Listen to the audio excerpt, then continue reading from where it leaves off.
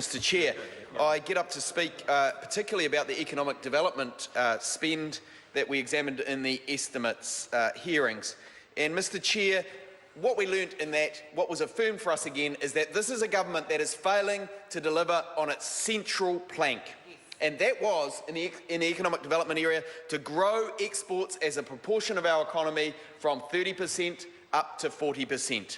The minister in this House has been forced to admit that they are dropping. They are projected next year to go from the 27% they're already down to 26%. This is a government that is failing to deliver on its central objective of growing exports as a proportion of GDP.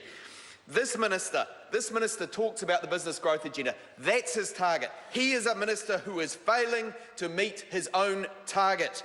He is a minister who is meddling in his department, meddling and creating a failing ministry. The Treasury said it was always going to be an uphill battle, that the efficiency gains projected to be gained in Moby would never be realised. But what they didn't count on and what they didn't brief on was a minister who was meddling in the ministry, who was choosing the layout, whether portrait or landscape, of the glossy brochures that go out.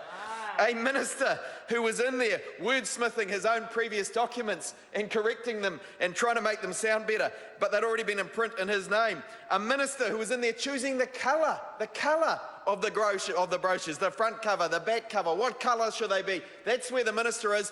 40-odd spin doctors in there trying to clean up after the minister. They've got an uphill battle because this government is failing to achieve the central target of the economic development agenda, and that is to grow exports as a proportion of GDP. And in the estimates hearings, we looked into the MB spending that we all know about now as taxpayers. We looked into the fact that they had spent $60,000 on a sign out the front of the Moby Ministry advertising where it was. We looked into the fact that they have a $140,000 TV screen in their foyer. We looked into the fact that they have a $260,000 sun deck with barbecues on it. We looked into the fact that they have a $23,000 fridge. We looked into the fact that they have a $74,000 reception desk, which is curved, a curved reception desk because it had to be, because the $140,000 TV was curved and the desk had to match it. This is the kind of spending this minister is presiding over. He is the one that signed off the budget. He is the one that signed off the budget with all of these items in it and hair straighteners to boot. This is a minister failing to concentrate on the big targets he's set himself, instead focused on spending and spending and spending. A minister out of touch if he thinks ordinary New Zealanders think that that is okay. And of course, as minister, he will claim his job is to set the general tone. Minister Joyce will say, my job is to set the general tone. Sure, he signs up the budget. Sure, he's accountable to this House for the spending. Well, I would say, how many small and medium enterprises around the country have $140,000 TV screens in their foyers? How many have $260,000 sun decks? Not many, if any, my colleague says. That is true.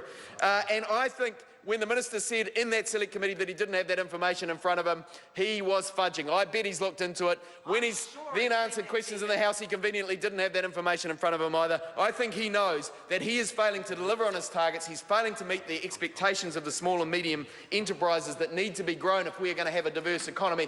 And that leaves us vulnerable as the dairy prices have tumbled. They beat up on the farmers, but actually it's the government's fault for not diversifying the economy, not making sure there are others who can shoulder the burden of growing our economy. Leaving it all to the farmers and then beating them up when times are bad is not a good strategy, Mr Joyce, and New Zealand is not fooled by it.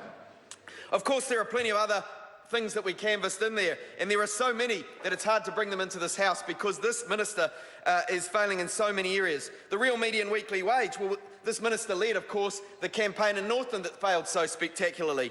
And since then, we've had statistics out which have shown that the median wage, the real weekly median wage, which used to be higher in Taranaki, is now lower than it is in Northland. It used to be higher, and now it's the same, roughly, in Taranaki. And in Gisborne and Hawke's Bay, it is now lower than in Northland. These are the kinds of statistics which keep coming out, which show how this government is failing the regions around New Zealand. We can't afford for the regions to get behind. We need everybody to be succeeding if New Zealand is going to get ahead. That foregone growth is costing us all. And of course, unemployment in Northern's gone from 7 to 8% under this government. Well, in the Manawatu and Wanganui, it's gone from 3 to 9%. Actually, plenty of regions are hurting. They will try to pretend Northern is an isolated case. This government is failing all round.